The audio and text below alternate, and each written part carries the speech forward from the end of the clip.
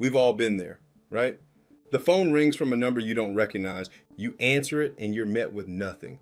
Just dead air. You pick up, you say hello, maybe a little louder the second time. Hello? And all you get back is silence right before that sudden click. And on the surface, it feels like a mistake, a dropped call, a bad connection, somebody's phone butt dialing you from their pocket. So you hang up and you move on with your day. Today, we're going to unravel that whole frustrating little mystery because that dead air is not a mistake. That silence is a calculated first move.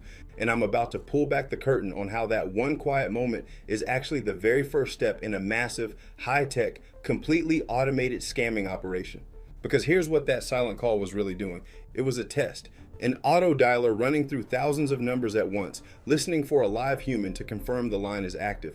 The silence on the other end is the system logging your voice, timing how many times you said hello, and flagging your number for the next round. And the next round is a phone call that starts with a very simple question. Can you hear me? Somewhere in the last 30 days, if you answered a call like that, this video is for you. Because the person on the other end of that line wasn't checking your signal. They were collecting a single word in your voice, and the word they were after was yes. One syllable.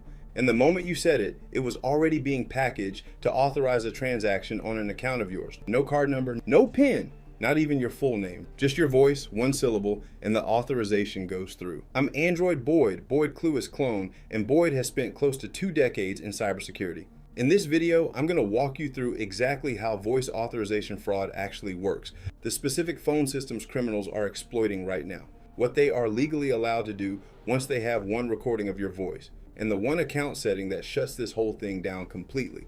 It exists. Most people don't know about it. Stay with me until the end because the fix is not common sense. It is a specific account setting that your carrier has never once advertised to you. So let me tell you where this actually started for me.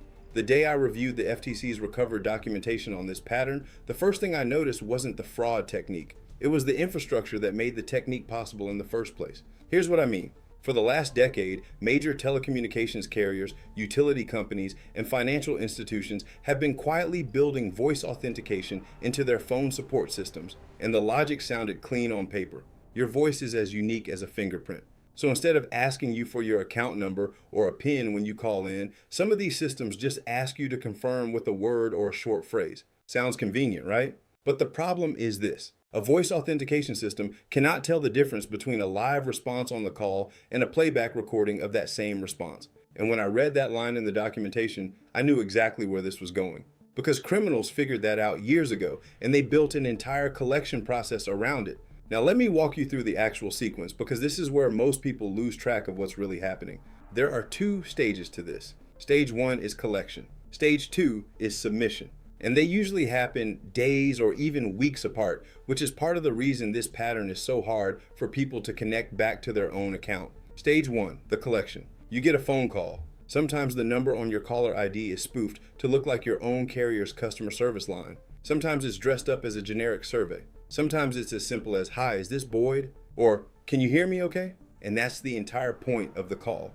They are not trying to sell you anything. They are not fishing for a password. They have one job, get you to say the word yes in a clear, isolated recording. Because the second you say it, they clip that audio down to just that single word and they store it. Stage 2, the submission.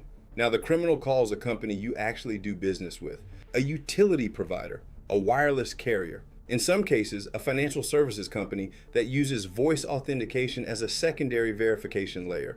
They give the automated system your account number, which in a lot of cases, they bought off a data broker for under $5. And when the automated system says, "Please say yes to confirm your identity," they play your recording back into the line. The system hears yes. It logs an authenticated confirmation. The transaction is approved. Let me be clear about what just happened. That is not a trick. That is not a hack. That is the voice authentication system working exactly the way it was designed to work, just with somebody else's voice. Now let me be specific about what authorized actually means in this context, because I don't want this to stay abstract on you. Depending on the company and the tier of their voice authentication system, a confirmed yes has been documented as enough to add a new line to a wireless account, to add a new authorized user to a utility account, to approve a third-party service charge, and in cases involving financial services companies with phone-based verification, to initiate a transfer request to an account on file. And that is the reason your account number matters more in this pattern than your card number ever will. because your card number gets somebody your card. But your account number combined with your voice saying yes gets somebody into the account management layer. And the account management layer is where the real damage lives. Now, you've probably heard the line before, not at any bank, not at any carrier, not ever. Would that level of access be granted over the phone without verification? That's what we're all told. But here's the part nobody wants to say out loud. The voice authentication layer exists outside the branch. It lives inside the automated phone support system. And the rules inside that system are different from every other rule you've been told to trust. Here's what I told you to stay for. The reason this fraud pattern is specifically dangerous for people who are already careful is that it doesn't require anything from you. There's no link to click, no attachment to open, no urgency, no act right now or your account is closed. The collection call is engineered to feel completely routine because routine calls are the ones you answer without suspicion. That is the whole trap. Before I walk you through the 3 settings that close this down entirely, if this level of breakdown is what you need to see every week, hit subscribe.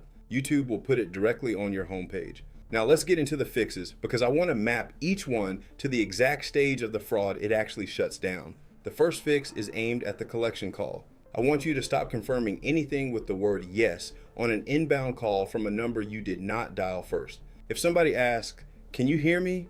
your answer is, "I can hear you." 4 words, full phrase, not yes. If somebody asks, "Is this Boyd?" your answer is, "Who's calling?" You are never giving them a clean 1-syllable confirmation they can clip, not on an inbound call, not ever. That one change alone breaks stage 1 before it ever finishes. The second fix is aimed at your wireless account. I want you to call your carrier directly. And by directly, I mean the number on the back of your bill or the number inside your official carrier app. Not a number somebody texted you, not a number you found on a random search result. And when you get a representative on the line, ask them 2 questions. 1, does my account have a voice authentication profile on file? 2, how do I remove it? Every major carrier, Verizon, AT&T, T-Mobile, has this option available right now, but none of them are going to call you and offer it. You have to request it directly. And while you are on that call, ask them to put a PIN-based requirement on any account change request instead of voice verification. That way, the next time somebody tries to run a stage 2 submission against your wireless account, the system asks for a number they don't have, and the whole thing dies right there. The third fix is aimed at your financial accounts. I want you to call your bank's phone support line and listen carefully to the automated verification prompt. If that prompt asks you to say a word or a phrase to confirm your identity, that is a voice authentication system, and you are currently exposed to it. Get a representative on the line.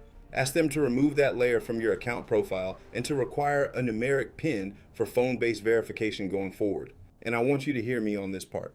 That is not a setting they are going to suggest to you. You have to ask for it by name. So here's the truth about all of this. Voice authentication was never built to protect you. It was built to reduce the cost of running phone support. Those are 2 completely different design goals. And the gap between those 2 goals is exactly the gap this fraud pattern lives inside. The carriers are not going to rebuild this system because of today's video. But after today's video, you are no longer one of the available targets inside it. Subscribe. I post every week and YouTube will put it directly on your homepage.